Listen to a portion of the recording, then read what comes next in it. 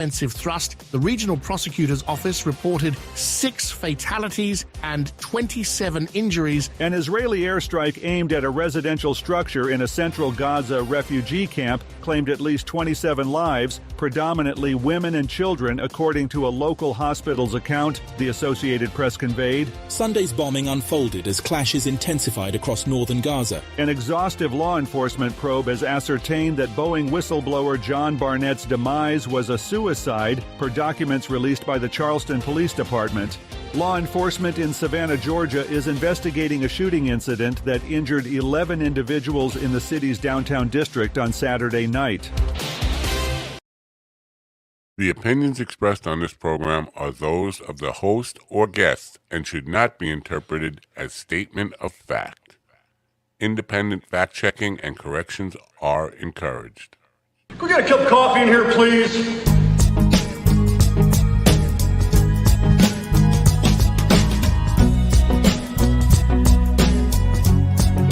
Blobbity, blobbity, blobbity, blue, blah, blah, blah, blah, blah. I'm still asleep. I hope you're still asleep too. Let's all go back to bed. Damn good coffee. And hot.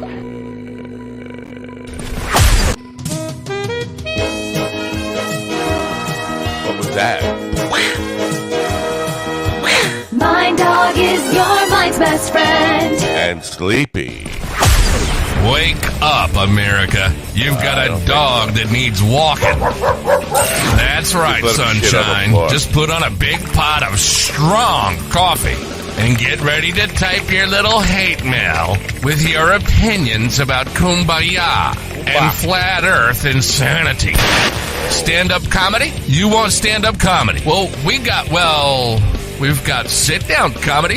It's time for Coffee with the Dog. You make me laugh. Give me gas. Look at that. Get them all away. Good. Go back to bed. Oh, what's going on there? What's happening? The world is falling apart.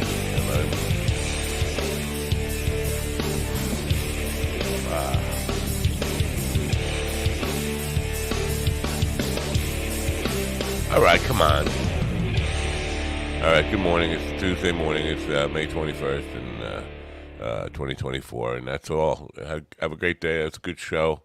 Bye for now. Don't forget to turn on your radio. All that kind of stuff. I'm just out of it. I don't know why. I could sleep another, 2 or 3 more days. Today, we're going to talk to our friend Jeff Rasley about his book. More books. I get sick of. Tomorrow we got 2 authors on, but Jeff had an ancestor who was at Wounded Knee in 1890, whenever that massacre was, who basically had a deathbed testimonial about what the event was like, and Jeff wrote it down in a book, and he is comparing the massacre at Wounded Knee to what's going on in the Middle East right now. I don't know. I don't know enough about what's going on in the Middle East. I know this. Nuclear. Lindsey Graham suggested last week that we should nuke everybody who doesn't play along with us. I don't care anymore. There's nothing I could do about it. I am sick of war. I'm sick of hearing about wars that I have no control over. And the debates about who's right and who's wrong. Everybody's wrong. You're all wrong. You're all killing each other. It's all murder. War is murder. War is murder. I hate to break it to you. War is murder. There's no good guys. There's no bad guys. There's no everybody. Well, there is plenty of bad guys. We're all bad guys. But this idea that there is a innocent people who just somehow just found themselves being attacked. They enabled Hamas. Hamas started the attack. Now Israel strikes back. Yes, is Israel overdoing it? You bet they are. But that's what happens. You know what? You go start a fight with a bear, and when the bear starts to rip you up into shreds, you can't complain that you're getting ripped up into shreds. I don't know. I'm in a bad mood. I haven't slept enough. There's nothing we could do about it. You can't say, well, the bear's wrong. Well, the bear is wrong, but the bear's doing what the bear does by instinct.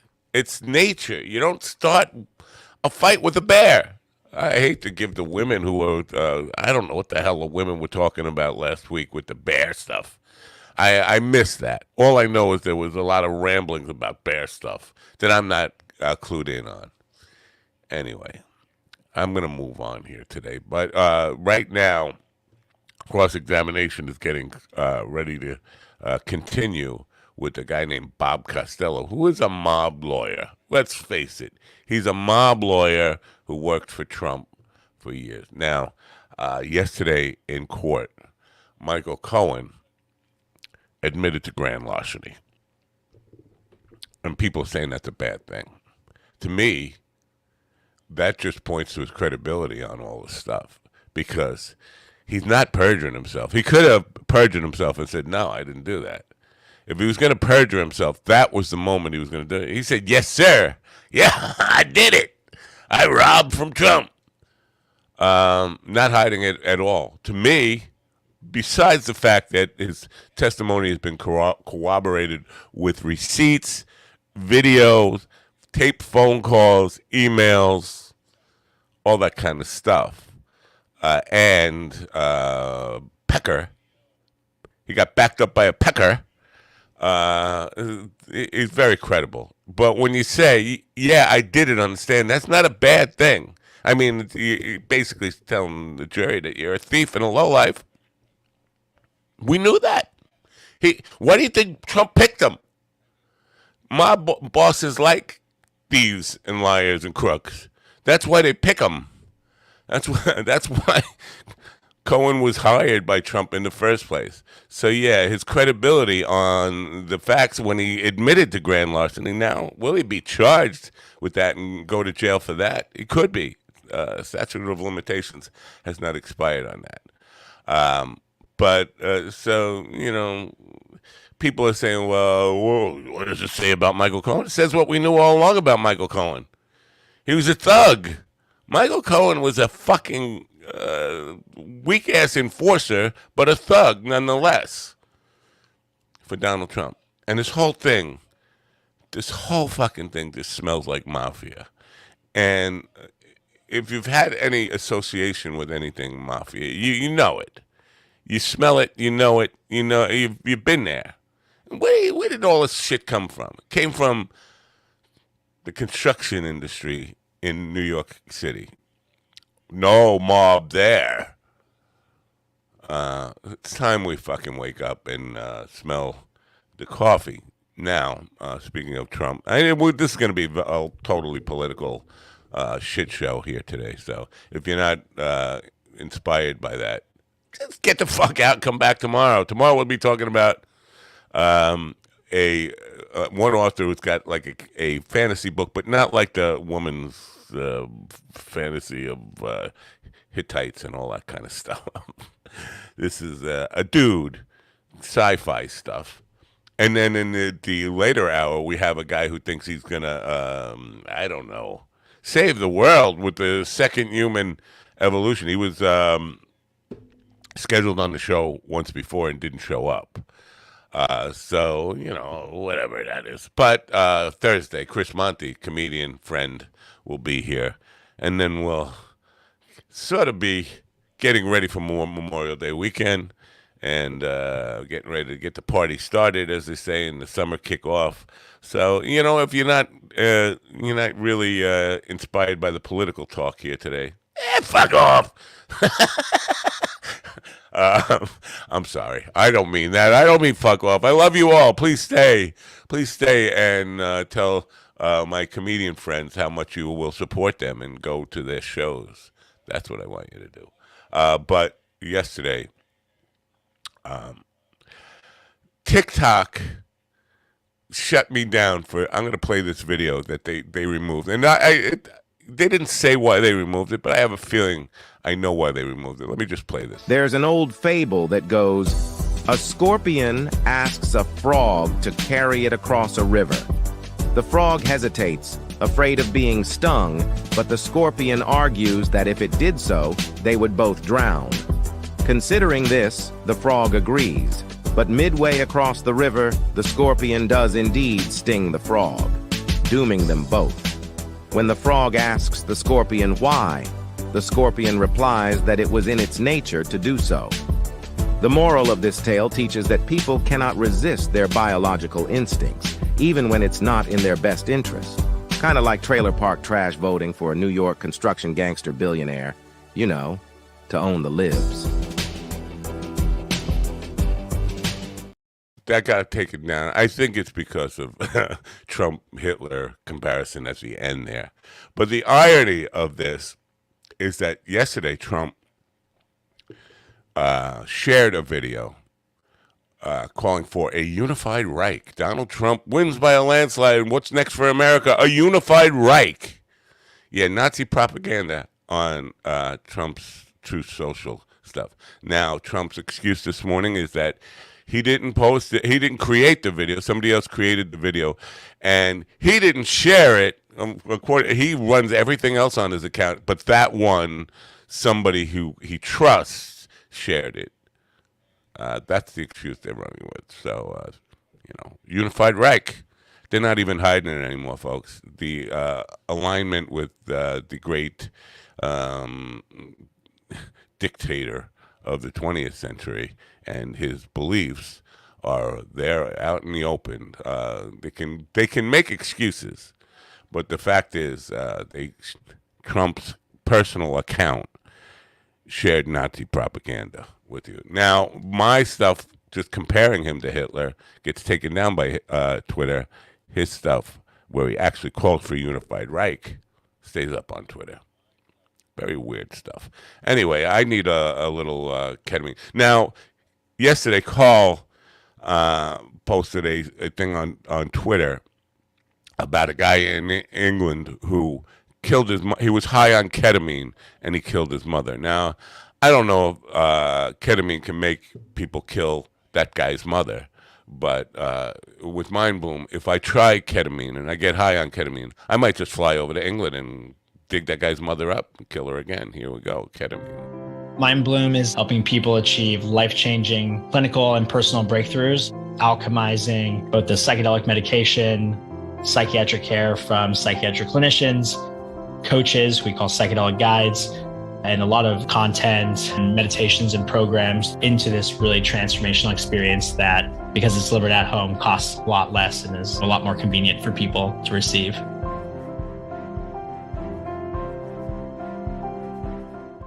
Speaking of mother killers, they're here now. Here are mother killers. Good morning, you mother killer gentlemen. Good morning, good sir. Morning. Good morning, America. MindDogTV.com. Honor the memories of those who passed and the memories of those who have them by purchasing Mind Dog TV merchandise. Make their Memorial Day memorable. MindDogTV.com. Enjoy the suffering.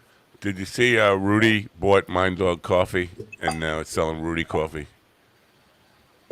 Mm-mm. Yeah, Rudy bought Mind Dog coffee and he's selling Rudy coffee. I hope he has the same success that I had with it. You mean, is this Rudy as in Giuliani, or is there another Rudy Giuliani, yeah. Okay. Rudy Coffee. Okay. The same packaging, same company. He's invested. I hope he stocks up on it, because when he goes to prison, he's not going to be able to get good coffee. So at least he'll probably have it shipped. That's the whole idea. He'll have it shipped to his commissary or something, or he'll use it to trade. Same blends and all that stuff. Cowboy Morning, all the same fucking coffee. He's selling Mind Dog coffee under the Rudy label. He does need the money. He does need the money. About a year ago, he actually said, "If they keep persecuting me, I'm going to end up selling coffee." I don't think he meant like this though. But oops. Fuck that guy. The coffee persecution continues. Yeah. How was persecution? how was the doghouse last night? Last night Mr. was Tongue. Mr. Tongue was last night. I'm sorry. The tongue was the tongue was in full effect, and we were busy again. List was full. We had 15 comics, and started off at 7:30 and ended up about 9 o'clock. So did you have to rough anybody up? Mafia style, like hurt? No, not last night. And I wasn't hosting. I wasn't hosting last night. I had one of my co. Your consigliere. What are you drinking? Tea on this show? You're drinking tea? Disgusting. Did that come with an extra set of vagina lips for you? I don't like.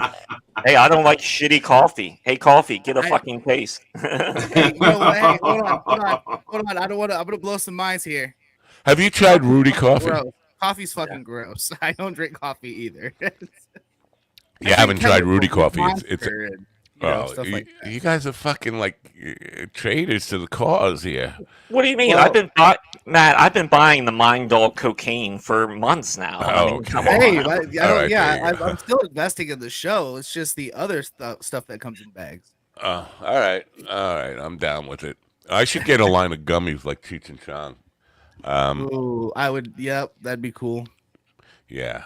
Would you have to need a special license for that, or some kind of special compensation, dispensation, or some permission or something? You just can't sell gummies, can you? I just say I'm Indian. I'm Indian, man. I could do whatever I want. Oh, okay. An ass. And you have a wounded knee from the war. Right.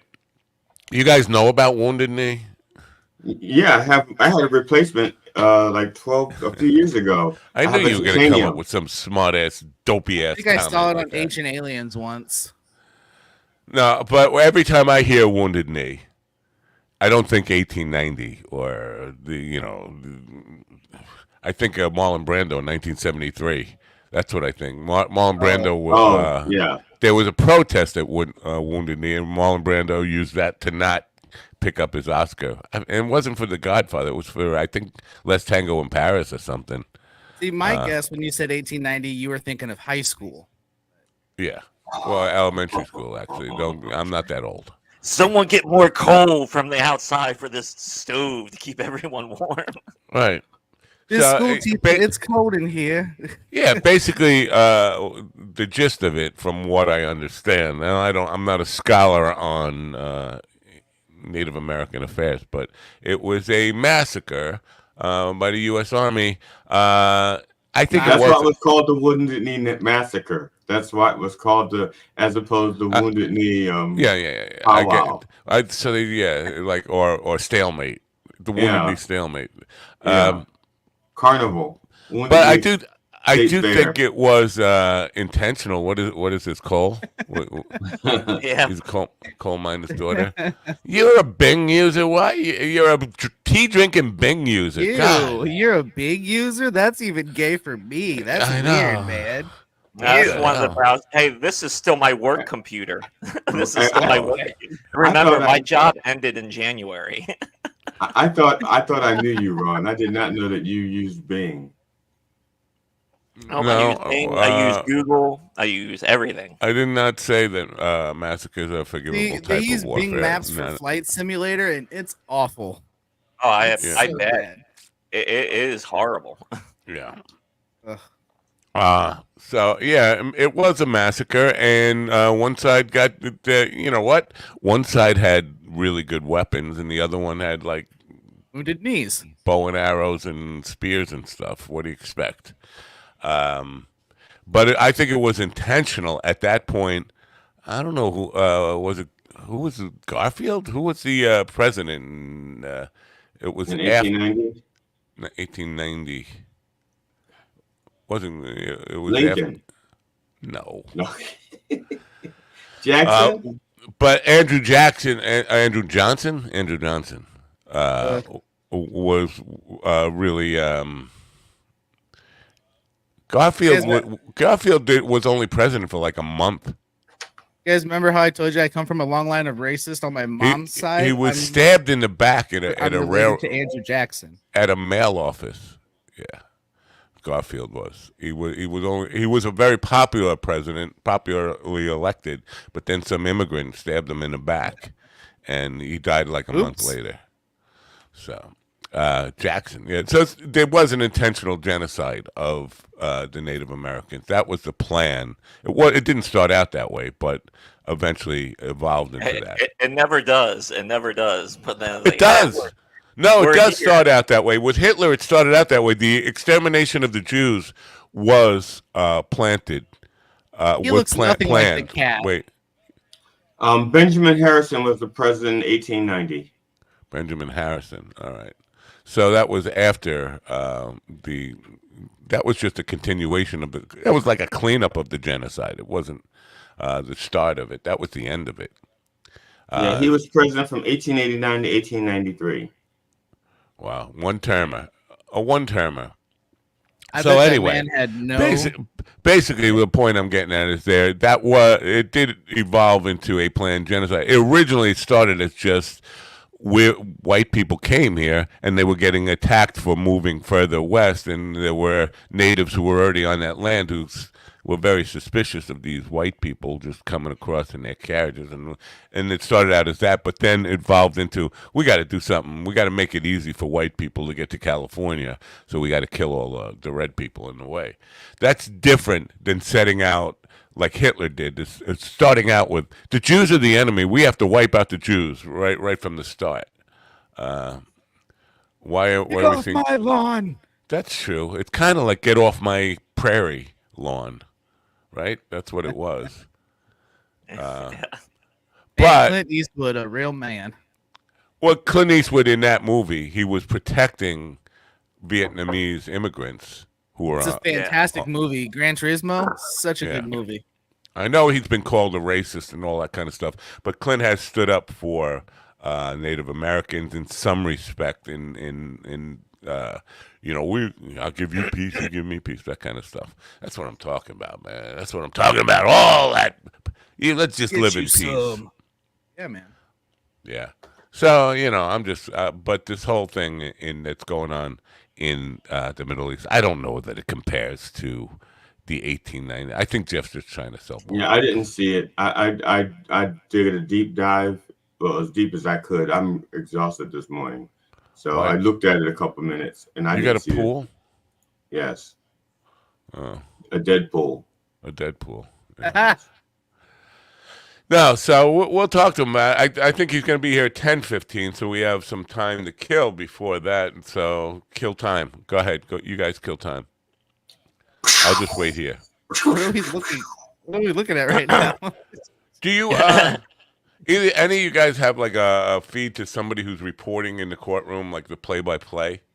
Yeah, have a good link. BBC had one, but then now it's behind a paywall. So. Because the interesting thing is, after this Abbott and Costello guy is done, Trump's probably going to trick it out, but he might testify. My money is on him chicking out. But I don't think he's going to. I don't think they're going to testify. I don't think they're going to have him testify. Part of the reason I say that is because when they had, when the defense was cross-examining Michael Cohen, they went through everything, but they didn't come up with anything to actually show that Trump did not know. They didn't prove that Trump did not know what he was doing, that he did not know that he was paying off bribing a porn star and violating. You're using too many double negatives there and confusing me. Proving that he did not know. Right, they could not prove that Trump was unaware. That he did not know. They could not prove that, and they would not prove that Trump was unaware that he was violating campaign rules. So why would that lead you to believe he wouldn't testify if they didn't? If you're talking about the defense could not prove that Trump was unaware, wouldn't it behoove the defense to get Trump up there? No, because they know that he was aware. They're not going to put him on the stand knowing that he knew that he did it, that he ordered the code red. They're not gonna put him on lying is they don't like lying. So I have live. Well, they can't suborn perjury. What are they doing there then? I have live updates for today's court, including an update 1 minute ago. If you'd like, I can update sporadically. Come on, give me something good, you. All right, here we go. I'm sorry, I'm in a bad mood. Here are Trump's guests today in court. Okay, here's who we are going to be seeing today in the courtroom: Donald Trump Jr., former Acting Attorney General Matt Whitaker, former Florida Attorney General Pam Bondi. Oh, Pam Bondi. Representative Daniel Webster, Representative Dan Mauser, the devil and Daniel Webster, Representative Ronnie Jackson, Representative Troy Niels, Representative Ronnie Jackson's there to bring coke for Don Jr. Representative Maria Salazar, Sebastian Gorka, Chuck Zito, Joe Piscopo, and Bill White. Just a fucking lineup of MAGA all-stars there. Wait, did you say Chuck Zito? Yes. Ah. And here is what is expected today in court. Costello's returning to the stand, and his demeanor will be under close scrutiny, particularly by Judge Merchant. Judge threatened to strike all of Costello's testimony if he continues to exhibit the same kind of behavior from yesterday that Merchant described as contemptuous. Losing Costello's testimony would be a setback for the defense, who called the veteran New York lawyer in an effort to undermine some of Cohen's recollection of events. After Costello steps down from the stand, all attention will turn to Trump's attorneys to see if they call another witness or decide to rest. They have not said definitively whether Trump will testify. His lawyer, Alina Habba said he will. But what does she know? She's like, and I will continue to continue to. Yeah. Now the thing with Costello, his testimony, Michael Cohen had testified under direct that he did not trust Costello because he knew Costello was reporting back to Donald Trump, so he didn't tell Costello the truth. Right. So he already said that back in his direct. So having Costello just repeat what Cohen says were lies doesn't help their case. Yeah, and the judge can now GD will argue with me because he just likes to argue, and we just need to send somebody to fucking Westminster and throw him a fucking beating about this shit. But I'm just in a bad mood. What? Do we have a breaking news sound? Yeah, well, actually, it sounds like breaking wind. It's the same thing. That's the sound. Go ahead. Oh, that barking news. There we go. We can go with barking. What do you actually have breaking news, or you just wanted us to make fucking fart sounds here? I was asking for future records. Hey, everybody, we're gonna get laid. Where was I? Oh yeah, GD's gonna argue with me about this. Thank you. All right, enough. We get it. I'll just make a random sound when I have breaking news. If the judge strikes the testimony, it doesn't fucking make a difference. The jury heard it already, and the judge can instruct the jury not to give it any weight, but they heard it. It's impossible for me not to give it any weight once it gets inside my ears. Now, GD, go ahead, argue with me and tell me. No, the judge told him. The judge ordered him. I've never understood why a judge even says that once they've heard it. They're not going to forget what they heard, right? It is going to have bearing on the Did you say something? I forgot. Huh? They don't ask them to forget what they heard. They ask them to disregard it. They're not saying forget it. They just say don't give it any weight. Yeah, but human nature says, fuck you, Judge. I heard it. It's in my head. It's rattling around in there. There's no way I could not give it weight. I saw it. I heard it.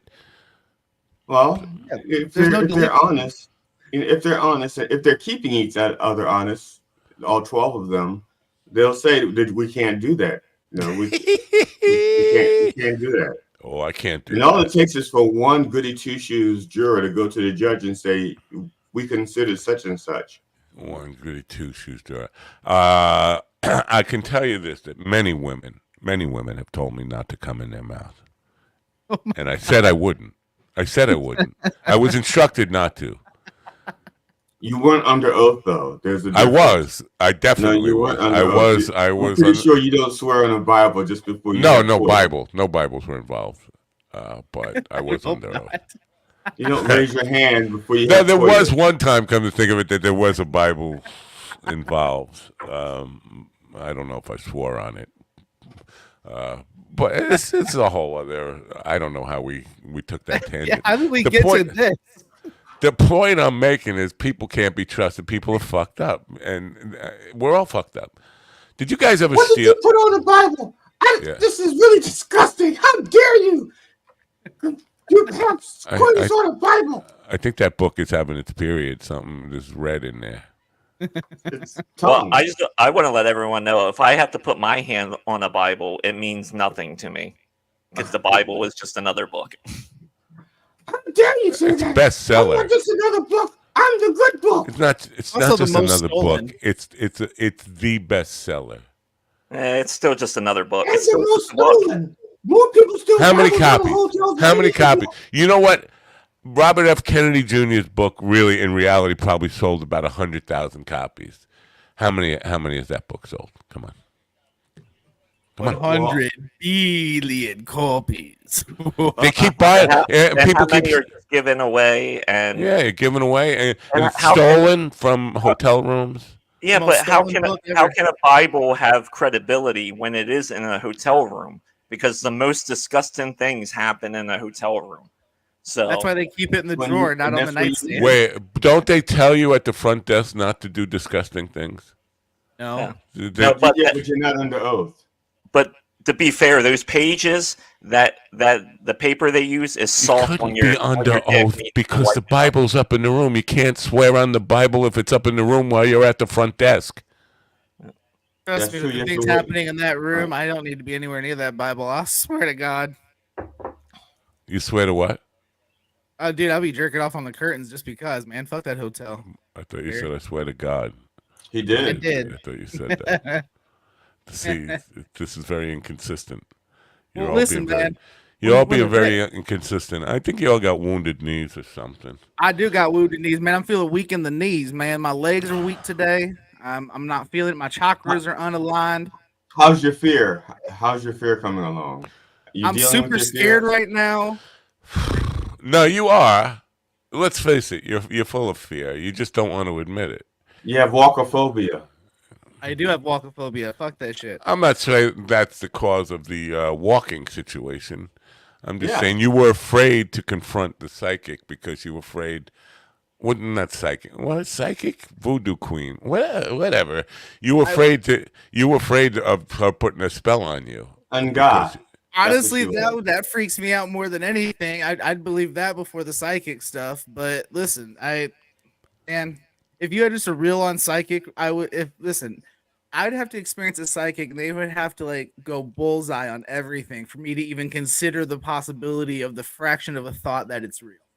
Because it's all generalized bullshit questions that they ask that apply to almost everybody every time. Really? Well, it is. If I may say, back when I was in school, back when I was in seminary, seminary.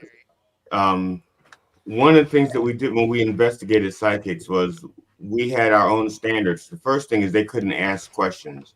The only question they could ask is your name. That's it. They couldn't go do the probing questions, and they had to give as much detail as possible and repeat it with total strangers. That's what we had to do. That's what we examined and tested these people. Because we were looking at, if someone could do these things, then it was repeatable and measurable, and so that's what we set out to do. I don't Breaking think news. We have a court beginning right now with Costello returning to the stand as we speak. Back to you, GD. Wow. Okay. Jeff just wrote to me. I don't know what he's saying here. You guys talk amongst yourself while I read this email. Okay. So Ron, last night, I sent it to you. You were kind of disappointed that you didn't get to beat anybody up. I said, but you weren't hosting. So who did host? Corey Moore was the host last night. Yeah, is he as ruthless as you are? Because he seems like decent. Yeah, the hosts know the rules. If the guys, if you're going to run over, we walk up on stage and ruin your joke. That's it. So basically, you should have had Michael Cohen do it, like, because he's good at that, being a thug. Like, the boss says I gotta break your legs. I don't want to break your legs, but I gotta break your legs. Oh, he must have done a good job if he did the 15 comedians and got out at 9. Got him off the stage at 9. So must have done a good job. That's some structure, man. If that would have been here, that would have been a 10 p.m. event. No. A show should run an hour and a half. Hour Dude, and a half. 100% agree, dude. I just, Can we ask? Can we probe? Can we inquire about why you took the night off? Was it because you had other things to do? Were you just tired? What was your reasoning for not being the SS on patrol executioner? Well, because I have 2 other co-hosts. That way, I don't have to host every week. It gives me a break, and it breaks. All right, I'm going to take a break here. You guys host this show. Yep. All right. I'll be HNIC. So let me ask you this, Ron. Do you find your performances differ from when you're hosting versus from, like, do you still try new material That's when you a host? terrible Or do you question. go with, or do you go with old trusted material when you host? No, I kind of mix it. It all depends. I kind of, on a mic night like that, I will mix some proven material, especially when we have audience members like we did last night. Proven, but I'll do maybe one bit, but then like the rest of it was all new for the most part, and I did really well with it. So nice. Now, the one thing that Ron will do on a mic that he doesn't do in shows is when he's doing a mic, and I don't know if he realizes he does this, but if there's a monitor, he sticks his foot up on it. And he cocks his leg up, like, look at my balls. Now, when he does a show, he doesn't lift his leg up for everybody to check out. That's a power move, and if I could walk, I would do the same thing.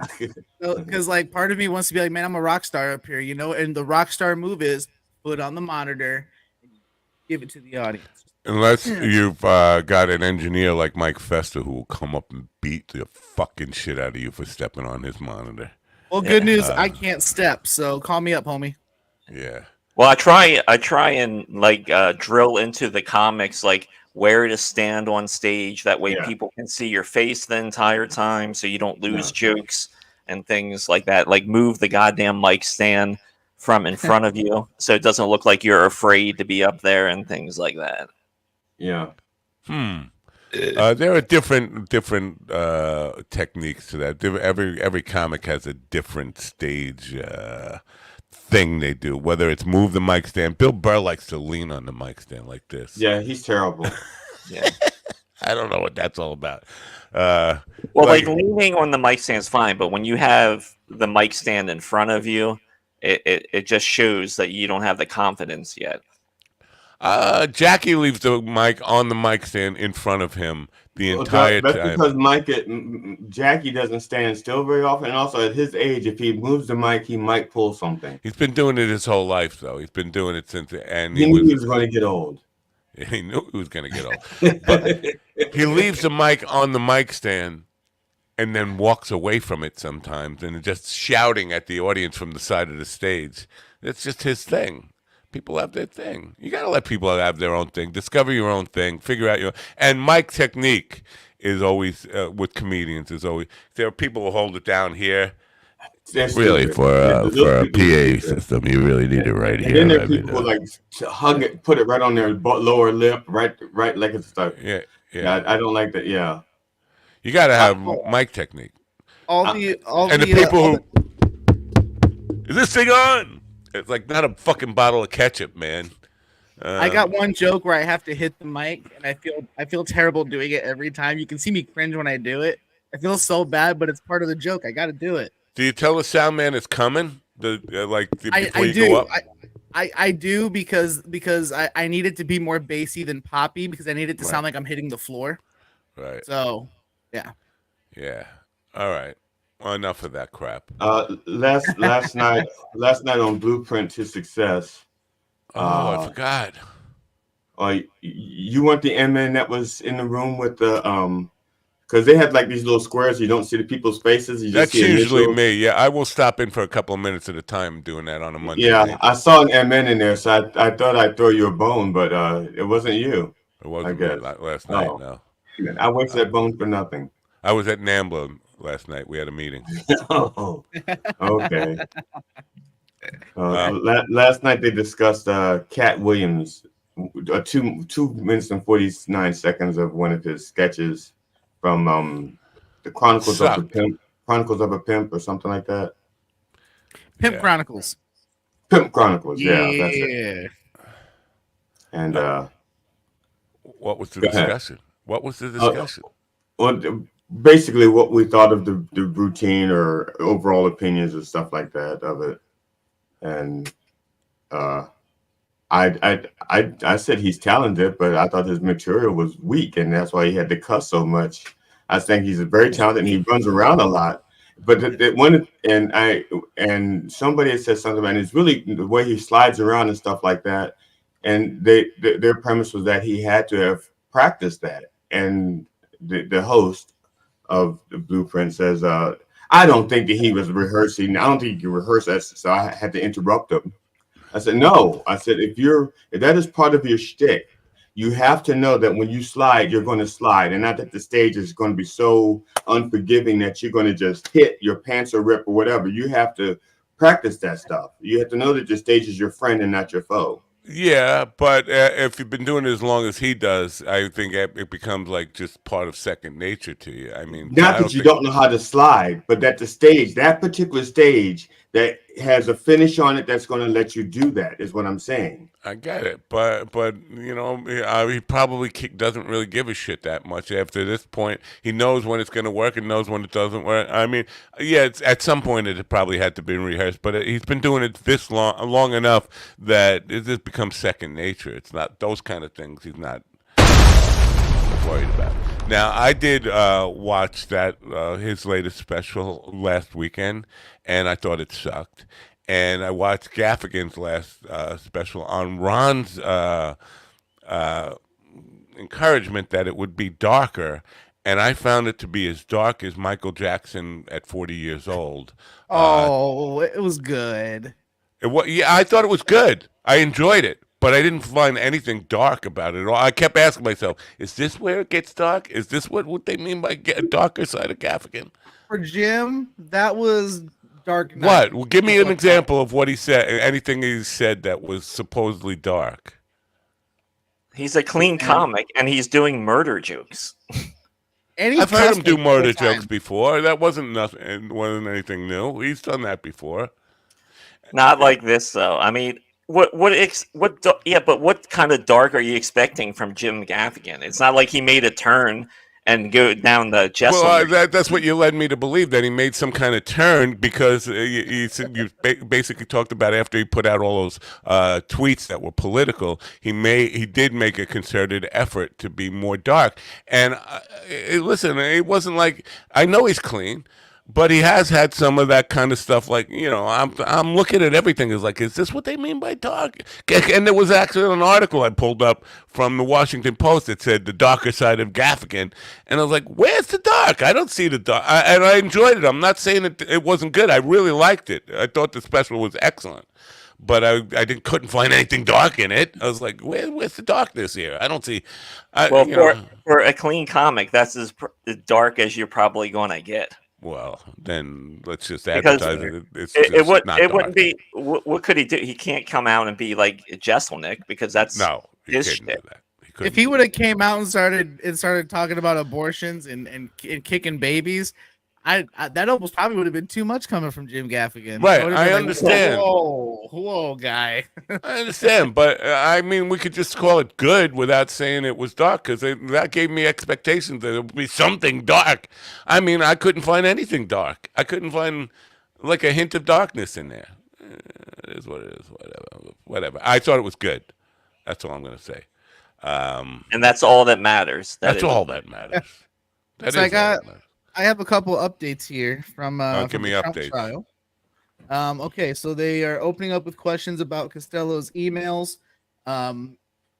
Hoffinger started her cross-examination of Costello with a series of questions about emails provided to the district attorney's office, including one message from Cohen in which Trump's ex-fixer told Costello to stop contacting him.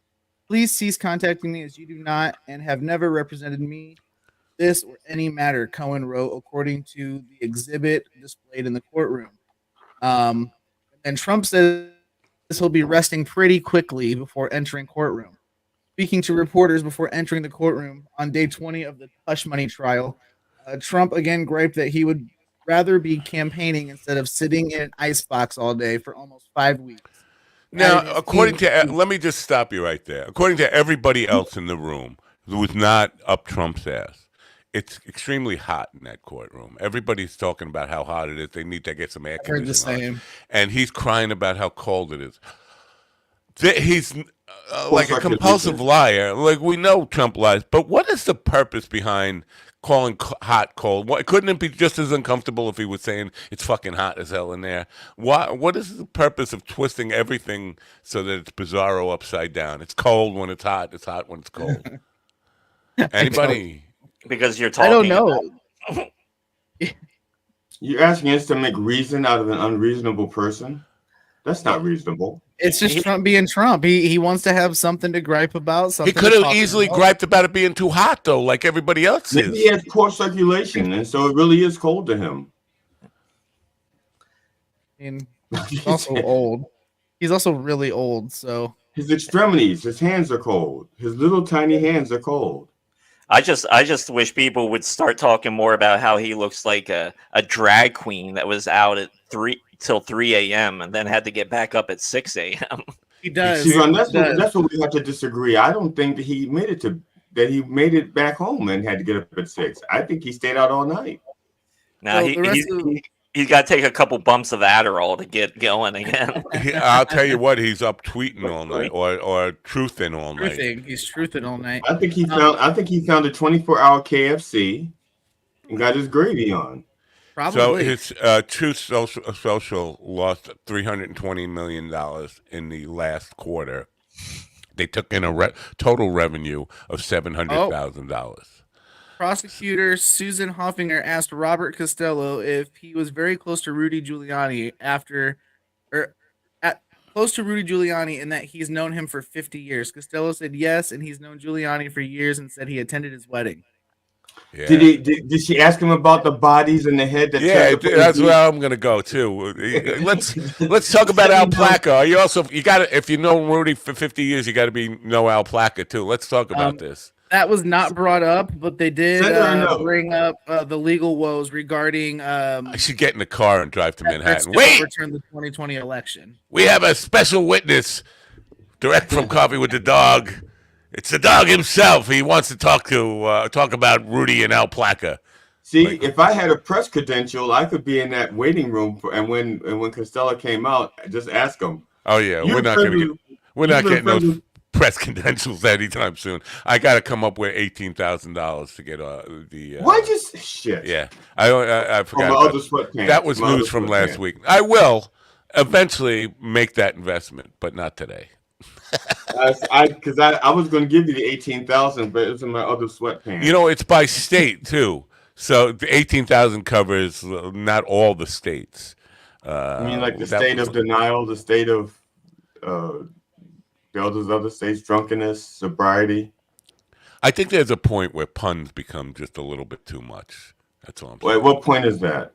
That point, right? I don't get it. Where you talk about state of denial. That's it. I don't understand. I know you don't. Obviously, you don't. Obviously, that's painfully obvious. I mean, I'm understood. Actually, if he stood, I'd be understood. But you are so GD funny, Fenderson. Yeah. My goodness, man. Yeah.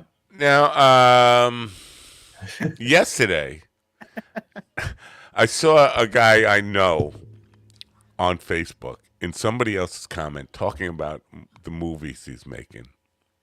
I know he's not making movies. He's not making any movies. He doesn't really leave his house. Facebook flexer. And so I was just like surprised by it. Like, don't you understand that everybody you know in real life sees these tweets and they're like, Well, he's just full of shit. And so I posted something about that. And one guy named Ed Ziti, who I've known since high school, which is he's not even made out of pasta. I don't know how he could be Ziti. And you just chided me for a bad pun. Oh my God! Yeah, that's true. Oh my God! That's a good pun. I'm sorry. No. That was. Let's put it to a vote. The audience. No, is okay, let's just put that bad pun in the pasta behind us, and let's go on to something else. It might get lost in the sauce. Yeah, just go on. Move along. You just have to relish in the thought. That's it. Yeah. So basically, this guy Ed, he wants and now Ed and I have had some go-arounds with political stuff on Facebook, and we haven't in a few years because we kind of agreed that let's just not do this. But he said, well, if Biden can lie to 350 million people, why can't this guy lie to 200? And he pulled up Biden saying that inflation was at 9% when he took office, and the media doesn't call him on that. So immediately I had to do a little fact checking here. I went to the consumer price index for January 20th of 21, and the consumer price index for January 21 said we were at 9.9% inflation. And I pulled that up and showed him the document. So basically, Fox News is telling you Joe Biden is lying, and you're going around saying Joe Biden is lying, when it turns out, yeah, Biden was wrong. It wasn't 9%. It was 9.9%, almost 10%. Yeah, as a matter of fact, back then it was being reported as 10% because they were rounding up. Right. So basically, I said, listen, Ed, I don't want to fucking do this on Facebook. If you want to come on the show, I'll be glad to have this fucking fight with you over.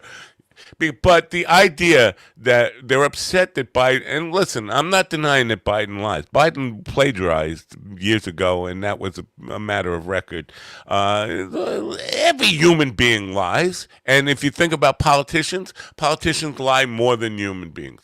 But every politician lies. Right. But for anybody to be a Trumper and point to one lie as like, look at this. It's like, come on, dude. you guys, he's the Olympic decathlon champion of lying forever. And the guy he lies to himself about himself every day. He says good morning. He doesn't mean it. That's a lie. He lies about his skin color and Yeah. his hair texture. Right. He never met Stormy Daniels, but all these pictures of the two of them together. Yeah, and then he knows she's a liar because we never had sex. Well, wait a minute, you were in a room, you never had sex, but before you said you didn't meet her. Well, that's why I would love to get him on the stand, because the contradictions and what he would say, because nobody ever really stops him and say, "Listen, you're full of shit." Nobody ever does that. Even in the media, they just let him talk them all. I would be like, "Shut up, fatso! I'm talking now." Hey, listen, you get me into that White House press room, and I will absolutely do that because I'll end up getting kicked out, but I'll do it. Right. I'll do it real quick. It'll be headline news all over the place. Yeah. So that's just remember, these are the same people that defend Trump for being friends with Epstein and being on his plane and probably going to his island, and their only response is, "Well, Bill Clinton was there too." Yeah, that doesn't make them any. It doesn't make it any better. Bill Clinton was there with Donald Trump, by the way. They were buddies. Yeah, they were there together. You nasties. They were buddies. And Stephen, may God strike you dead if you are ever in the press room, the White House press room, and Trump is president. Okay, that means he won re-election, and no. I hope it never happens. No, you know what would happen? Trump would come out and be like, look at this guy. He won't even get up and talk to me. The president walks in the room and he won't stand. What's this? What's all this stuff? He's probably gay. With a penis frog. I think I know how you're going to answer this, but do you think Biden's going to win the election? No. I really hope so. Hope so? Yeah. But that's not what I'm asking. Do you think he will? I can't say that because I honestly believe there was no way on God's little green planet that Hillary was going to lose to Trump. And then, well, she won the popular vote. She lost the Electoral College, and Trump wound up being president for 4 years. So Right. That happened, and I just swore, and my wife kept saying to me, he's going to win. Look what's going on. I said, no, there's got to be a lot of Hillary voters that just aren't going to let this happen. It just can't happen. Reasonable people are not going to let this happen, and I was wrong because there weren't enough reasonable people. I have a bad feeling about this. I think Trump is going to win, even if he's in jail. Even if he's in jail, I think. First of all, I still feel like he's probably going to get acquitted in New York, or at the very least, mistrial or hung jury or something like that. I'm calling. But there's 34 felony charges. Surely, well, technically, it's like 3 different felony charges because there are 3 of them that are repeated multiple times. I beg to differ. Donald Trump himself told me this morning that he hasn't even been charged with a crime. He said. Breaking news. Costello is causing some turmoil up on the stand, becoming unlikable to the jury. Wait, according to who? The jury isn't saying we don't like him. They're probably going by jury reaction. This is NBC, but already Costello is being difficult with his testimony as he answers questions from prosecutor, only making himself more dislikable to the jury. Of course, again, this is an interpretation, but right, I would like it if all 12 of them raised their hand and said, "Your Honor, we don't like this guy." It says here that Costello is being impeached by exhibit after exhibit. It feels like a waste of energy to quibble with Hoffinger on these emails, as they speak for themselves and don't require his added remarks and rebuffs. That was just followed up with another update instantly here. Costello told law partner the goal was to get Cohen on the right page.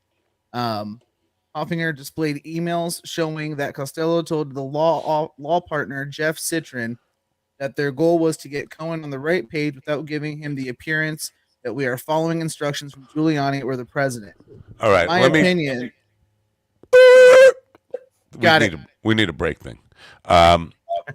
They're questioning him about the post-election stuff after when Cohen was already getting raided by the FBI and all that stuff, because Cohen was on the right page until they started closing in on him, right? So they're talking about post-election questioning. Is that what this is? Yeah, post-raid. Yeah, but he's also being caught in real time in lies right now. Costello is. Wow, perjuring himself. It says right here, in my opinion, Costello wrote in the email, this is the clear and correct strategy. Cohen, in his testimony, accused Costello and Trump's campaign of trying to exert a pressure campaign to get him to respond as they wished. Costello pushed back on the idea that the meanings of his emails are self-evident, contradicting what he said in his testimony yesterday. As you said yesterday, Hoffinger asked, emails speak for itself, correct? Costello's reply, sometimes. All right. Let's kind of take a tangent here. One of the names you left off the list, or you might have read this list and I just didn't pay attention to it. The people who are showing up for Trump today, Joe Piscopo. Yeah, he's on the list. Yeah, Joe Piscopo. Do you know who Joe Piscopo was or is? You don't. Saturday Night Live. Saturday Night Live. It was very funny when he was on Saturday Night Live.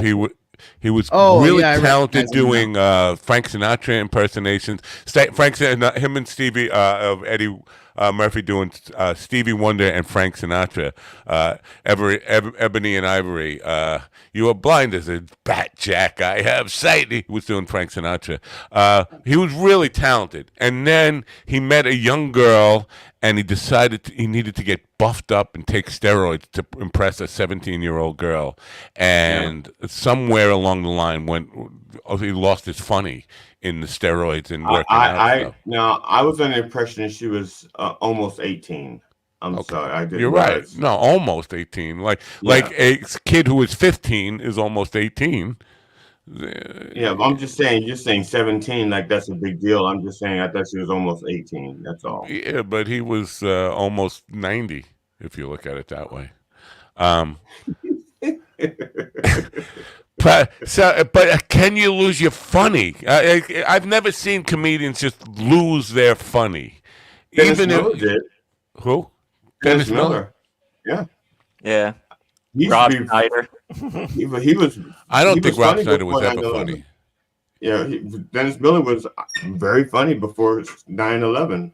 Yeah, you know what? I have to concede that point. As much as I hate to fucking concede any points to you, that's probably a good one. Yeah, because he, like his last special, like probably over a decade or so ago, was so bad because he got up there and he's doing Dennis Miller and he's doing like these complex like references to whatever, and the crowd's like, what?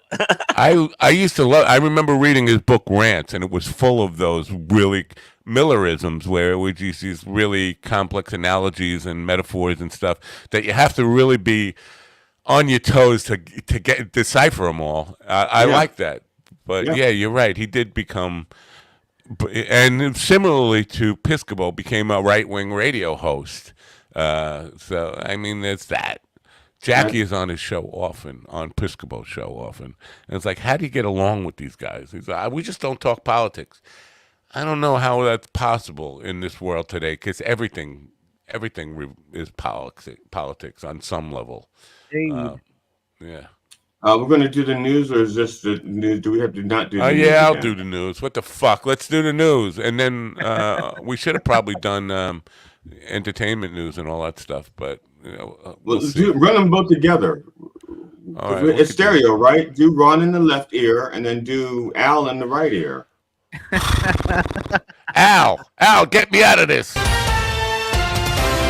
Oh, you got to play the music. Law enforcement in Savannah, Georgia is investigating a shooting incident that injured 11 individuals in the city's downtown district on Saturday night. The shooting erupted shortly before midnight in Ellis Square, a prominent landmark of Savannah's historic quarter and a popular tourist draw. Multiple precincts responded at 11:55 p.m. to reports of gunfire in the area, the Savannah Police Department stated in a news release. Kyle Norris reporting. An exhaustive law enforcement probe has ascertained that Boeing whistleblower John Barnett's demise was a suicide, per documents released by the Charleston Police Department. Barnett had been in Charleston, South Carolina, testifying in his whistleblower lawsuit against the embattled Aerospace Corporation when on March 9th he was discovered deceased from a gunshot wound inside his vehicle in the hotel parking lot where he was staying. He was 62 years old. Police documents indicate officials have accepted suicide as Barnett's cause of death. Lawrence Keller reporting. An Israeli airstrike aimed at a residential structure in a central Gaza refugee camp claimed at least 27 lives, predominantly women and children, according to a local hospital's account, the Associated Press conveyed. Sunday's bombing unfolded as clashes intensified across northern Gaza, while Israel's leadership voiced disunity over governance of the Palestinian territory after the war's 8-month duration. It also coincided with a U.S. envoy's regional visit, meeting various leaders through midweek. Benjamin Wright reporting. At least 11 casualties were documented in assaults across Ukraine's conflict-ravaged northeastern regions as Russia advanced its renewed offensive operations. Within Kharkiv Oblast, the focal point of the offensive thrust, the regional prosecutor's office reported 6 fatalities and 27 injuries from a Russian strike targeting the outskirts of Kharkiv city itself. Russia initiated an offensive drive in Kharkiv Oblast late last week. Joseph Eckerson reporting. Guy got hit in the balls. Guy got a sack of play getting squared right up on the balls. Ouch!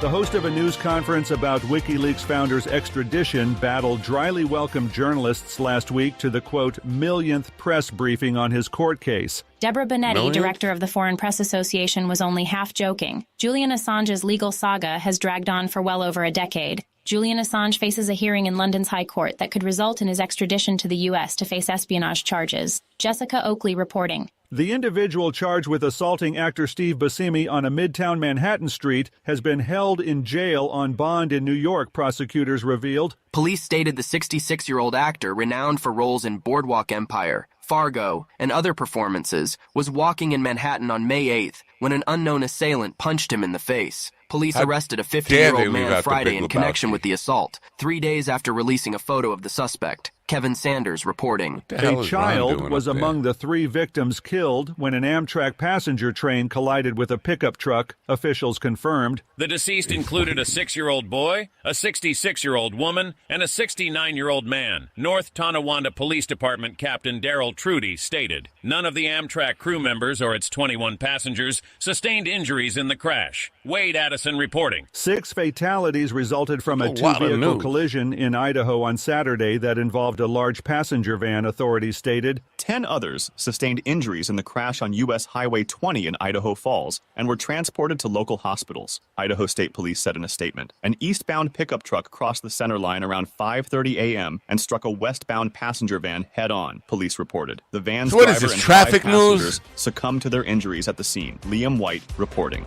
And that's You the want to latest find an news alternate headlines route with to work Alan today. Edwards. There's a little bit of a late bomb. What's going on with Ron there? Is he dancing? What's going on with Ron? He's dancing. I thought he had a wedgie he was trying to work out. That's what All it right. looked like. He's trying to dig his without using his hands. Yeah. It seems like the news is nothing but a traffic report here this morning. And there were a lot of 6s in there. Did you notice that? A 6-year-old child, a 66-year-old woman, 69-year-old 69, man. 66, 62, 67. And a 6 guy in and a the 9 are pretty much the same number. Yeah. They just Are you excited about the debate that's going to happen in June? Debate? No. I'm actually selling pay to not per view tickets for it. Anybody who doesn't want to see it or know anything about it, send me $99.95 and I will make sure you don't see it or hear it. I was hoping that we could do like a live thing and we can watch the debate live and react in real time. That's what I thought we were going to do. Are they going to do it at 9 o'clock in the morning? we could do that. We could do a special edition as long as it's not on a Wednesday night when I don't have another show. But we could do that if you wanted to do that. I think. Down. I don't know, live commentary on a debate. Now, somebody'd have to have it on a feed. Oh, it'd probably be on like CNN. It'd probably be on YouTube C-SPAN. or something. Yeah, C-SPAN, right? But I don't want to have their commentary cutting in on it. No. Matter of fact, we would just do them with closed caption, I guess. I don't know. Right. Now, RFQ says he's in talks with CNN to get in on that. Do you believe him? Because I believe that he's in talks, but I don't believe he's going to get in on it. I think what I've heard was that, and I know that Trump's spokesperson said that they got assurances from CNN that he would not be, and so Right. if He won't be there because that's such an ego thing for Trump, because he feels that it's only Biden and he couldn't have that freak on stage with him because he'd steal his thunder with that horrible voice. And, who else? I don't know. It's going to be a circus, I think, but. Yeah. I you know what? I know you guys don't think RFQ is in this for the long run. I think because I got into it with somebody on Binder's post yesterday. He listed all the comedians that were supporting Biden. One of them happens to be Russell Brand, Rob Schneider, Jim Bauer, Jim Brewer, or whatever. What? You said Biden, supporting Biden. Yeah, RFQ. Whatever. Supporting people take what you say seriously. I mean, no, they don't. Nobody fucking hears. You're the only one who even fucking hears what I say. Nobody's listening to me. See? Ron, you were listening, right? No. He's not even listening to you now. Stephen was listening. So anyway, the RFQ people were telling me they were Democrats, and all of them are on the RFQ. No Trumpers involved in this argument, but they are all okay if RFQ's candidacy ends up resulting in another Trump term. They're all okay with that because they're so sick of the duopoly and the DNC is so corrupt and all that stuff. I think you realize... Oh, no, not the DNC, no. You realize that Trump is going to take revenge in the second term on all his perceived enemies. Oh, like he was going to lock her up? I was like, well, consider this. He tried. His lackeys wouldn't do it. The people who were there to keep him in check are all gone. Right. All he's got left are enablers and yes men. So a second term would look like a fucking Hitler reign, without a doubt, and they're just not getting it. So No, my point. I don't even think it would get. I don't think it would get that far. It would be so clumsy, and things would just grind to a halt like they did during his last term. And I think that's what they're going to start pounding him when we start getting closer to the election. Is look how many things that he didn't do, and that list is long. Like that dummy could have been president if he actually took COVID seriously, but he's not smart enough. And he could have won, but he didn't. He kept blowing himself, and all his bleeding heart fans, they shot themselves in the foot. And Gigi, what are you doing? You're doing your fucking taxes?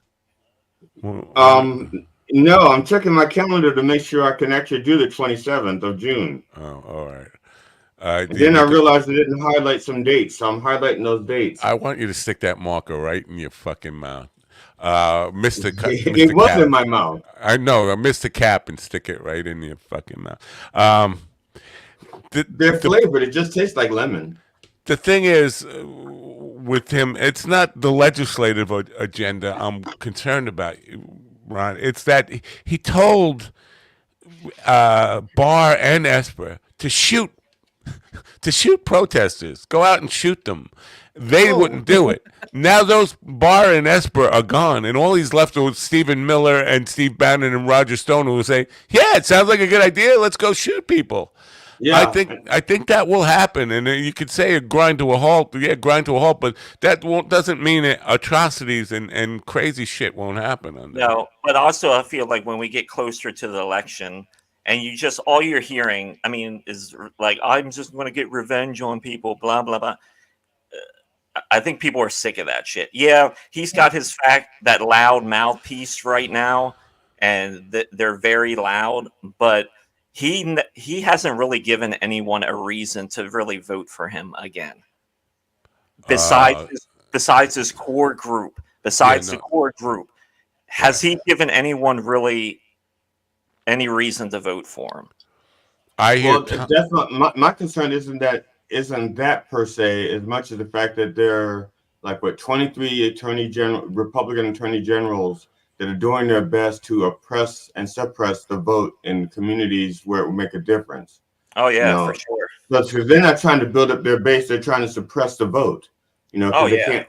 So that's my real concern. If everybody who's eligible to vote was allowed to vote and did vote, I wouldn't be concerned. But that's not how our. I would still be concerned because there's this fucking third-party wild card that, whether you guys sense it or not, I see it every day where hardcore Democrats are completely opposed to Joe Biden, think that they're buying into the Trump rhetoric that we are in dystopia, that Joe Biden has driven America into the ditch, and Biden's not effective in countering that at all. And who really all believes that? A lot of people, according to people I read every day, and the RFQ support believes that 100%. Let's bring in Jeff now, and you stop stealing my spot. Good morning, Jeff, the greatest pickleball player on the face of the planet, world champion pickleball player, attorney, and author. Jeff Rasley is here. Good morning, Jeff. Good morning, guys. I think you should amend that to the galaxy. Oh, the greatest pickleball player in the galaxy. I didn't know they had pickleball on Mars, but I guess I stand corrected. We're arguing about Trump, and right now we'll get to your book, but I want to get your opinion on this. We're on the election and the possibility that RFK Jr. Throws such a curveball into this mix that Trump could get elected. I definitely think Trump could get elected. I mean, it horrifies me. I was lunching yesterday with three former colleagues, attorneys that we used to practice law together. All could fall into the category of liberal Democrats, and two of the four are convinced Trump is going to win. Of course, we're in a we're in a blue island in a very red state here in Indianapolis, which may have some effect on our thinking and our experience. But I know a lot of Democrats and a lot of very intelligent, thoughtful, well-read people who are just convinced Trump is going to win. Yeah. So yeah, I mean I'm not convinced. I was one of the two that am not convinced yet, but I'm definitely worried. Right. And there's a couple of things that factor into this, in my opinion. And if I'm wrong, you guys can correct me. And I know these guys disagree with me on this. I know. Is that, first of all, Biden's not being effective in countering the message of dystopia that Trump keeps putting out there, the doom and gloom that Biden has driven America into a ditch, and things have never been this bad before. And Biden is like really not even countering that at all. Or Well, if he he's is, countering it. He's not getting through. let me finish, and then you can blast me. The other part of that is our RFQ is siphoning off enough votes from Biden to make it far more likely that there's a good chance that Trump will win. Now you can bet. Biden is countering it. He does get it. He is saying it is not being covered very effectively. I think he should have more. President has pundits. a bully pulpit. He could order a press. He could order him to come for a speech to his house any day of the week. Well, I don't know about that. His house. I was listening into the last 5-10 minutes of your discussion, and I'd like to throw in another concern. And this is a historical parallel. And so stop me if you guys hit on this earlier. But here's the historical parallel that scares the shit out of me. 1968, Humphrey versus Nixon, anti-Vietnam War protests all across the country involving mostly college students and young people. Humphrey assumed he had the youth vote. Now, of course, back then in 68, you had to be 21 to vote, because in 72 is when it was lowered to 18. But still, he was counting on that youth vote because they, typically voted more heavily for Democrats. Okay, so he loses in a close election to a guy who we all know was a criminal. How did that happen? And I mean, to me, I understand so many young people being really pissed off about the situation in Gaza and wanting to do something about it and wanting to be heard. But if Biden loses the youth vote, if the African American vote is not turning out in the kind of numbers Biden needs, anyway, it's just that historical parallel. Good segue. Now, well, that parallel is valid. The only difference is that in '68, Nixon did not have a proven track record as a terrible president. He was a vice president before. He was not a president. Trump has a proven record of what he would do as a president. I would concede that. Again, I hate conceding any points to you, but I will concede that point. But I think the college kids are so fucking angry at Biden. Oh, angry. That's it. Angry. Angry at Biden for what they call enabling genocide, that they are willing to go back to. I disagree. COVID. I disagree with that. I don't think they are willing to go back. Yeah, they're pissed off right now, but especially the whole thing with abortion too, and what's going on in states like young women, I think are going to be vital to this election, because so many people are pissed. And like if you're a man and you're for abortion, I don't understand why you're trying to cock block yourself either. You can see the overstep of personal freedom, which conservatives claim they love, but they don't love personal freedom. Yeah.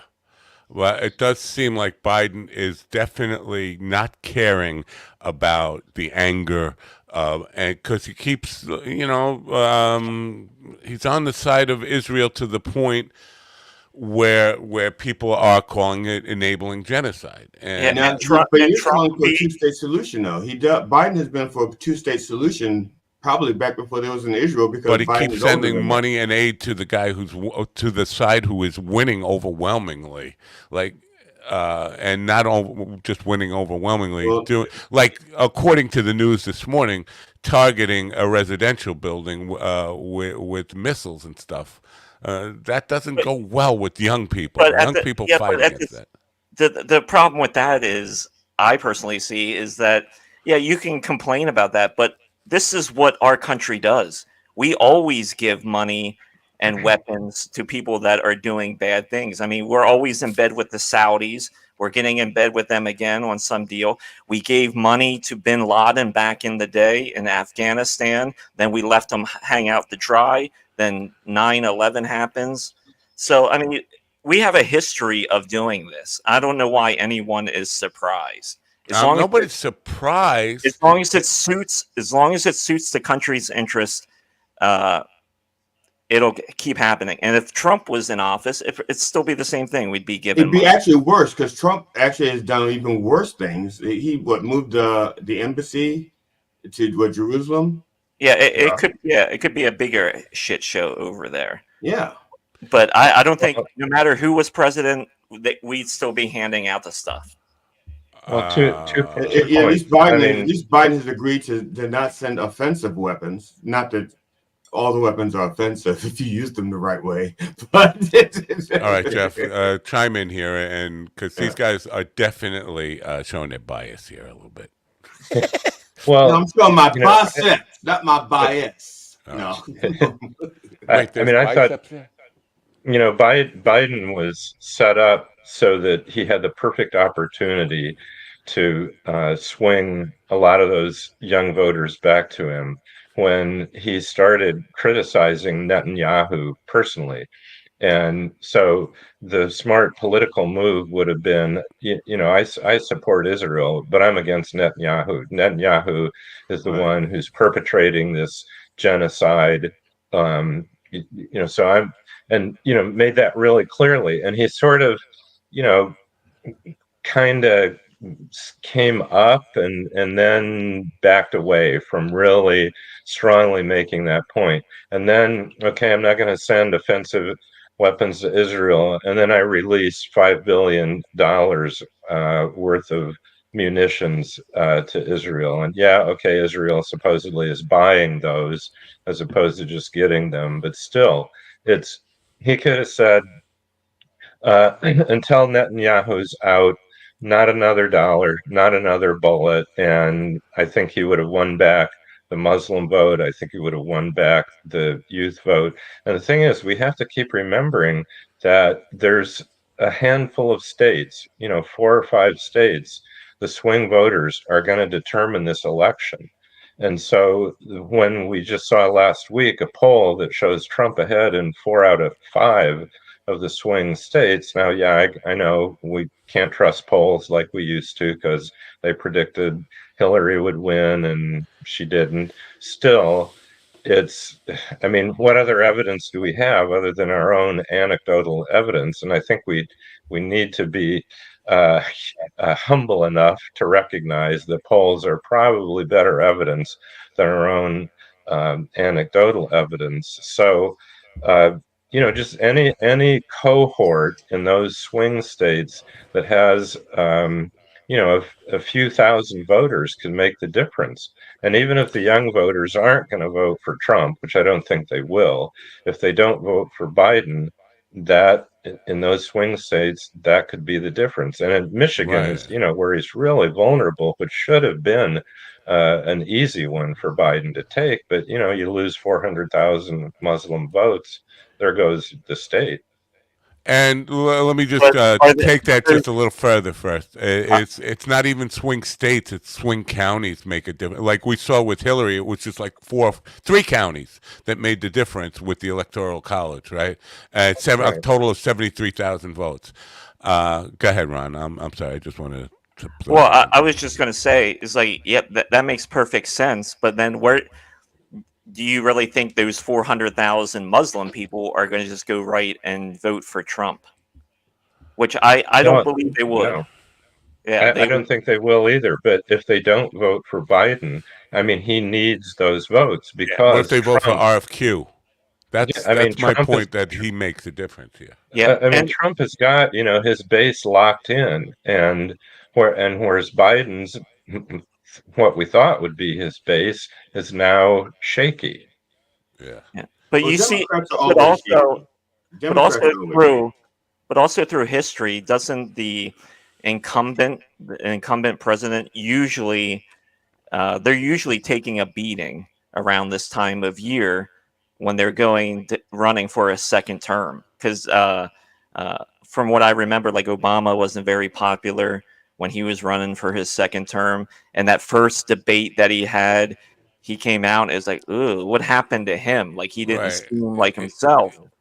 But then when we got to that second debate, it was like, "Oh, I did the training this time, and I came out, and he came out ready to fire." It's difficult to track memories, but I think at this time in May, I think Obama was up. I think what happened was Benghazi happened in September 11th of that year, and after that he had explaining to do, and then he became very nervous, and it looked like he might lose the election. That's my memory of it. But I think in May of 2012 he was looking good, but that I could be wrong.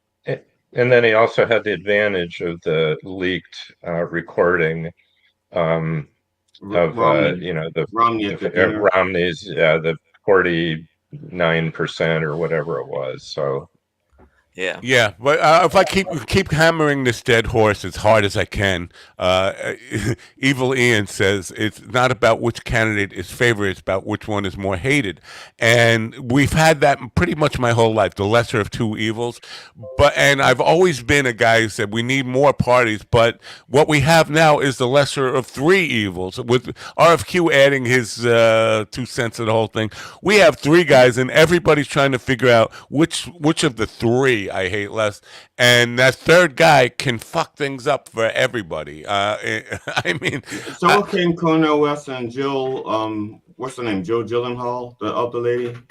Jill, the Green Party lady. Jill Stein. Jill Stein. Jill Putin. Yeah. Yeah.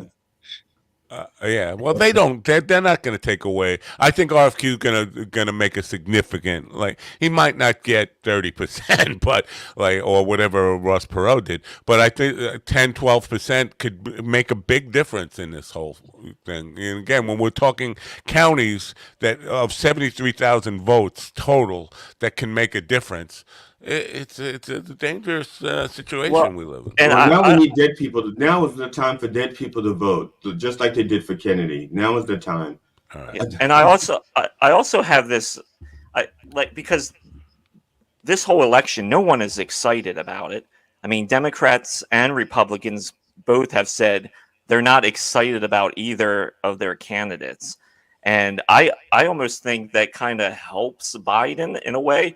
Because I just think of human nature, and you think how no one is excited about this, and they're like, "Do we really want to go back to the elderly man?" You don't have a lot of Trumper friends, do you? No, I live in a Trump. Ron lives deep Trump country. But having neighbors is one thing, but having close friends, I have a lot of close friends, and they are totally excited to get. They think of this as like a game, and there's the comeback in the fourth quarter. And they are so excited about going to vote. Oh no! I mean, I have family members that are Trumpers because they've always loved saying the N-word with the hard R. So they're hoping that comes back. But now, can you say it with a soft R and be okay? No, yeah. You can't. Yeah, I don't know. You can be soft as baby shit. It doesn't matter how soft you say it. You still can't say it. All right. GD, can you give us a ruling on that racial slur? How we can say it? You can say it any way you want. I know when I go to Ron's families for dinner, they have like impeccable grammar. The G's are very nicely You enunciated. mean grammar, not grammar with a hard R. Well, the ends are beautifully said. The eyes have just enough accent. It's just great. I mean, yeah, I want to bring this back to Jeff though. Jeff, that vest on the cover is that Jeff? It's not a Is that, dress, it's a vest. I said vest. Is Oh, I that thought you said vest? dress. I said I want to address, right? The vest on the cover, does that belong to your ancestor? Is that their actual vest? Yeah, that vest was handed down to me through 5 generations. That vest was given to an ancestor who had the delightful name of Valentine Berkey by the Potawatomi of northern Indiana, because one winter when they were basically starving, he helped them out. He was a fairly wealthy landowner who had a general store and a timber mill, and so he gave them credit, gave them supplies, and they survived the winter, and they gave him that vest out of gratitude. And the parallel in the book, or the antithesis rather, in the book, is another ancestor who was in the 7th Cavalry and was at Wounded Knee, and left one of the very few written accounts of what actually happened at Wounded Knee.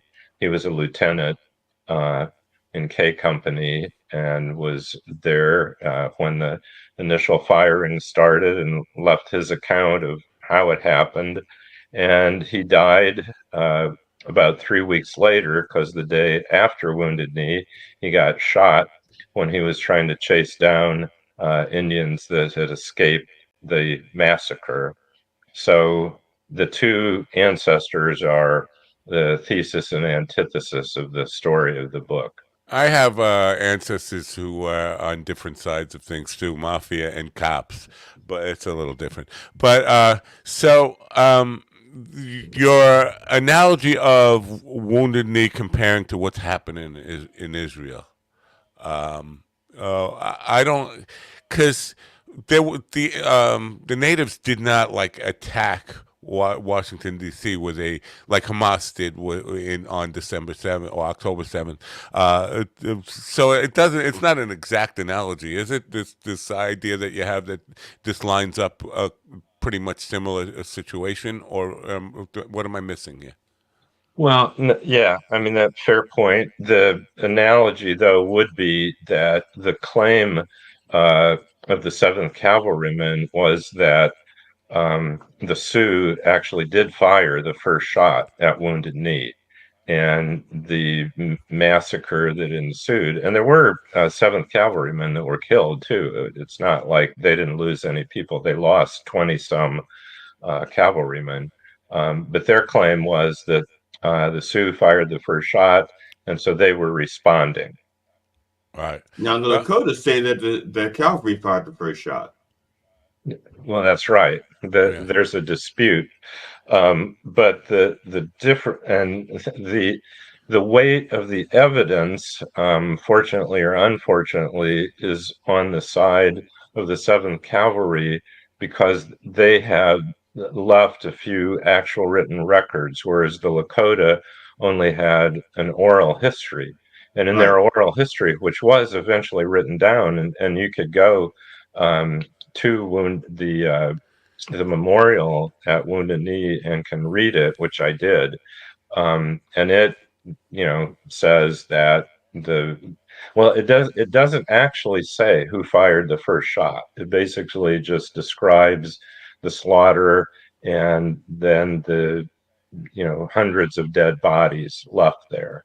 So in terms of any eyewitness evidence that was written down, it all lines up on the side of the 7th Cavalry responding. But still, it's okay. So they fired a first shot.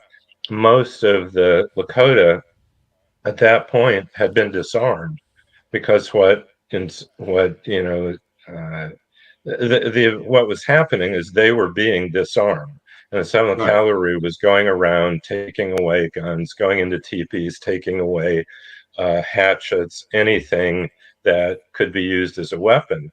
And of course, the Lakota are thinking, "Oh my God, we've got to make it through the winter because this is December 29th, and we're gonna die if we don't have weapons to Actually, they hunt." started taking the weapons before the 29th because the massacre was on the 29th, and they were already disarmed by. Yeah, but the day of the massacre, they are taking away the weapons, and so the account of my ancestor, and there are a couple other sources that gave the same account, said that a medicine man started a ghost dance and was getting as they called them, the bucks.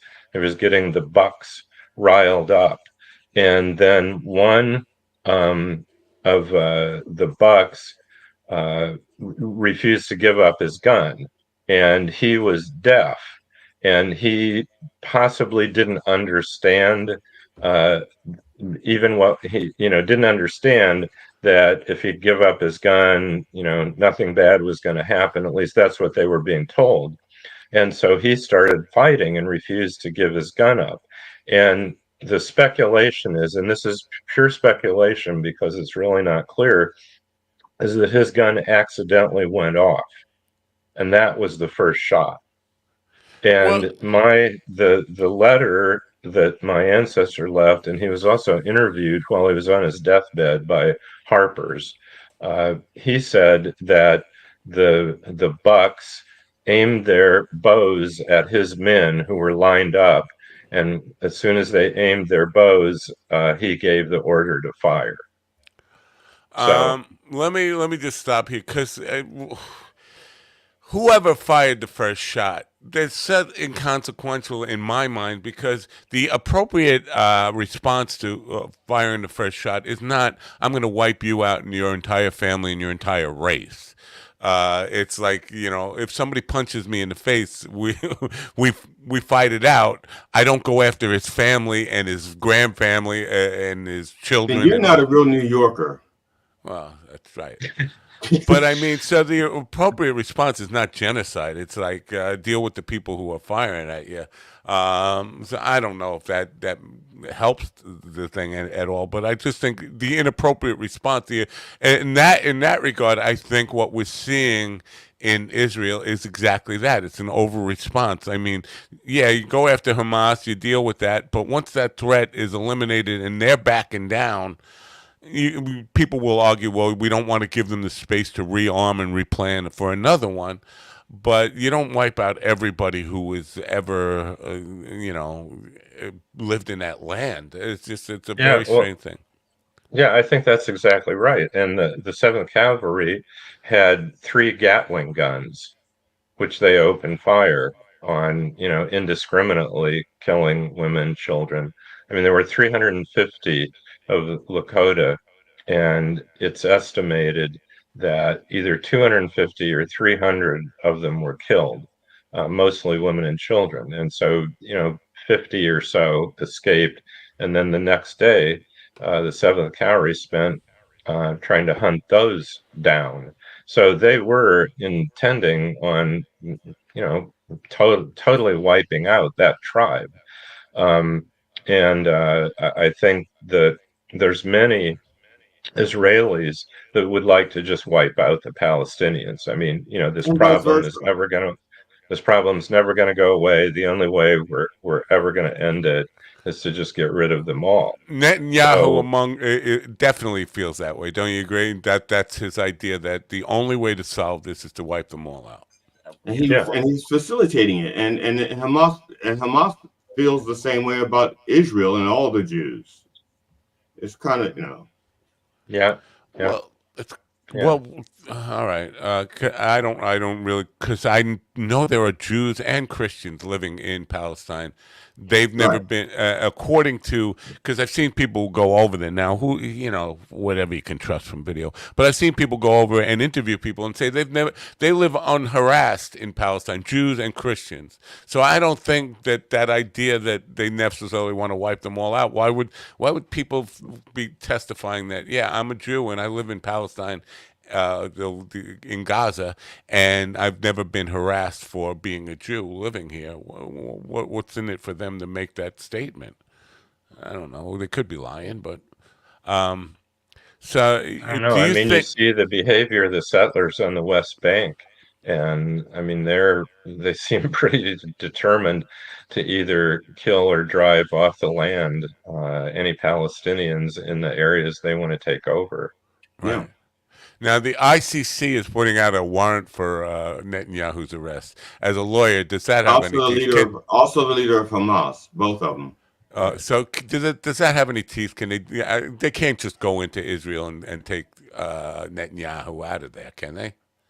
No, I mean, first of all, at this point, it's just a request for a warrant. The warrant has to be approved by the judge, which it's an inside game. I mean, the ICC is, sort of I mean, the judges and the prosecution are kind of on the same side in a way. So I think it's inevitable the warrants will be issued, but they're only valid in states that have signed the treaty. It's kind of like a subpoena for Jim Jordan to testify in front of Congress, right?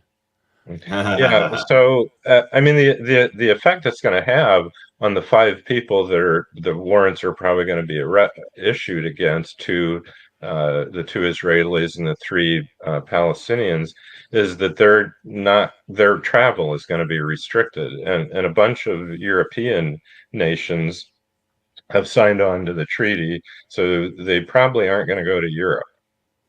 Yeah. Well, were they going to go anyway? I'm not sure it's any like of them saying would be I can't go to South America. I don't have no plans to go to South America. What happened? We lost Stephen.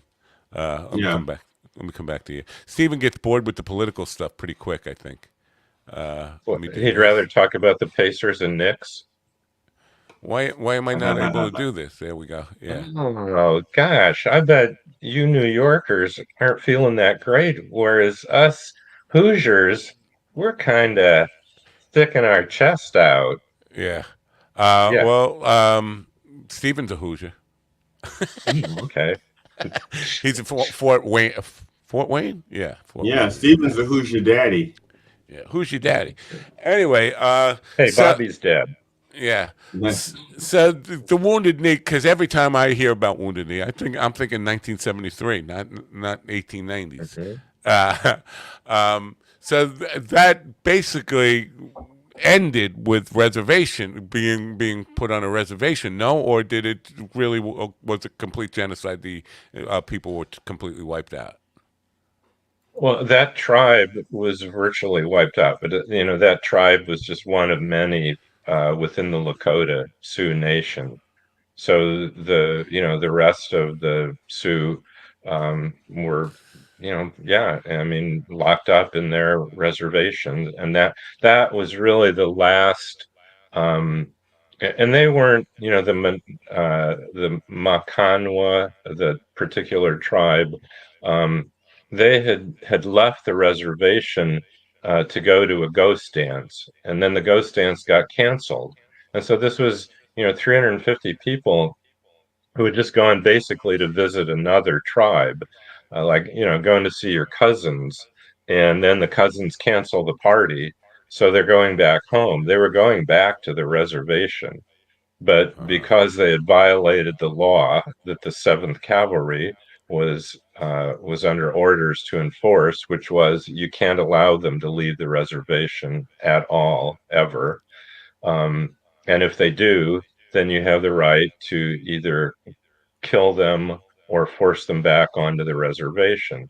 So they were initially just trying to force these 350 back onto the reservation, and initially it was going well. I mean, they were there together for 3 days, but the 3rd day, a different. It's always that 3rd day that ruins it for these big ghost dance they didn't get resurrected.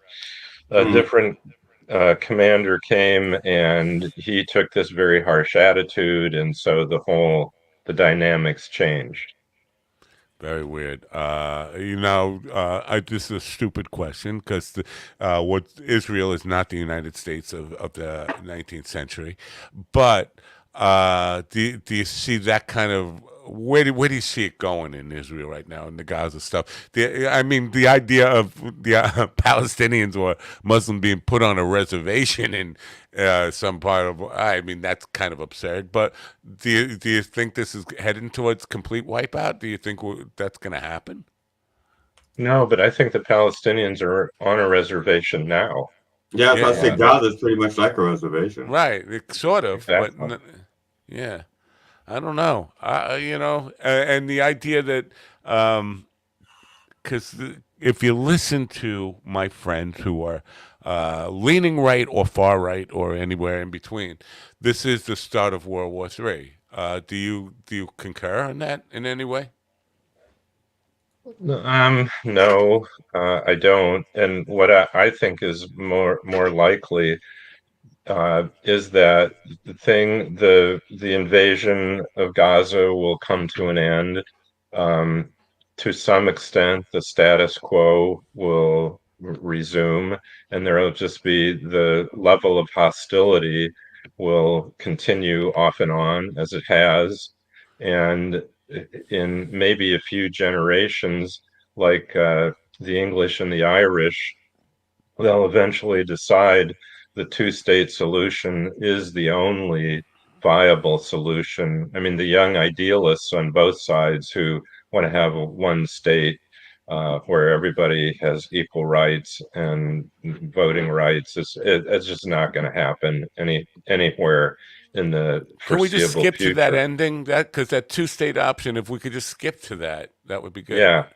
Yeah. Well, Fast forward. it's just the only, it's the only viable option. And but the U.S. has, to some extent, has been preventing that. While all of our leaders keep touting it, when the U.S. refuses to go along with the rest of the world and recognize Palestine as a nation, that, why don't we just do that? I mean, agree to let them take that first step. Yeah, it's almost like the allegiance to organizations like Hamas. If they're not willing to say disavow Hamas and it completely, it makes it difficult for the U.S. to get on board with that. I think if they would do that, say we disavow all these terrorist organizations, it would make it a little bit easier. Or am I just being foolish about that? Well, I mean, for the U.S., a terrorist organization just depends on, what you can do for us to be considered a terrorist organization. That's true. Yeah. So, the book is called America's Existential Crisis, jeffrasley.com. You can go get it there if you want to learn about Wounded Knee and know a lot more about it than I do and draw your own parallels in this. GD, remember with the judge here, you had a bunch of legal questions that you wanted to ask the judge, and the judge bailed on it because a bad connection. Jeff is a very astute lawyer. He could probably answer any of those questions if you remember what they were. Well, the main question, I'm still reluctant to ask it in public, but here's the deal. In general, attorney-client privilege applies unless there's been some kind of criminal activity between the attorney and the client. Then the privilege can be severed. So if you have a case where the attorney is actually on a witness for the prosecution, he's been forced to, that means that the attorney-client privilege has been breached. A crime more than likely has taken place between the attorney and the defendant. So even though the judge can say to the jury, you cannot consider that as evidence, the sheer fact that he's testifying says that he's committed a crime. So how does the jury not, put two and two together, say he must be guilty? Otherwise, the judge wouldn't allow him to testify. That was a tough question to follow. Okay, so can you boil your question down? Yeah, it was a tough question to follow. All right. How does a jury not recognize the fact that if an attorney is testifying against his client, that attorney-client privilege has been breached because a crime has been committed? So how does the jury not come to the conclusion that the defendant is guilty if his attorney is allowed to testify? Well, I think it's going to largely depend on the instructions the jury gets from the judge. At the end, after all the evidence, closing arguments, the judge reads off instructions to the jury and tells them what they can consider and what they can't consider. And they're usually long and boring, and the jurors are falling asleep anyway. So, I mean, in reality, the jury is made up of human beings who are going to consider whatever they want to consider. But if a jury has a foreman who's a strong personality and who really wants to try to do what the judge has instructed the jurors to do, then they'll probably really try very hard to do exactly what they've been instructed to do. And I think in most cases, that's what happens. And, I used to read a lot of the psychology of jurors, and I went to seminars. A lot of trial lawyers go to seminars where, you have volunteers come in and act as jurors, and you put on a pretend trial, and then you pull them, and how did this affect you, and so on. Everything down to the color of clothing that witnesses are wearing and stuff like that. And for the most part, most jurors try to do what they've been instructed to do, but not all of them do. And you just need one, and you've got a hung jury, or you've got not a conviction.